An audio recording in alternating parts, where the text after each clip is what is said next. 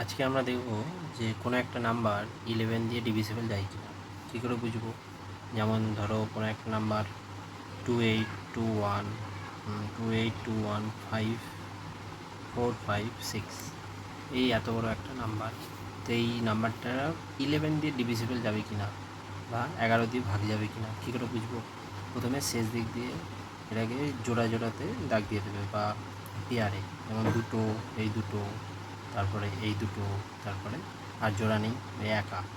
তো এই জোড়াগুলোকে এবার প্লাস করতে থাকবে শেষ দিক থেকে।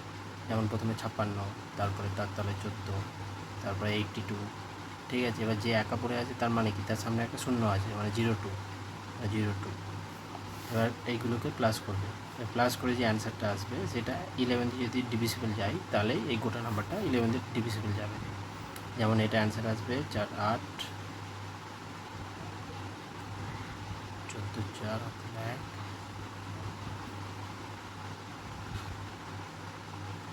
15। যেমন 154 এসছে। তো 154কে এবার 11 দিয়ে ভাগ যদি যাই তাহলে গোটা নাম্বারটাকে যাবে। তো 154কে আবার এইরকম করে দেখা যেতে পারে 11 দিয়ে ভাগ যাবে কিনা। 154 বেরোলো, এরও এই 154রও শেষ দিক দিয়ে জোড়া নিতে পারো। যেমন 54 তলায় 101, তাহলে এরও করে দেখা যাবে যে 55 বেরোলো। এবার যতক্ষণ না এই নাম্বারটা একটু বড় হলে তো আবার ওই একই প্রসেসে আমরা দেখতে পারি। তো লাস্ট ফাইনাল অ্যান্সার বেরোলো 55। তো এই 55কে 11 দিয়ে ডিভিজিবল যাবে, তার মানে এই গোটা নাম্বারটাও 11 দিয়ে ডিভিজিবল যাবে।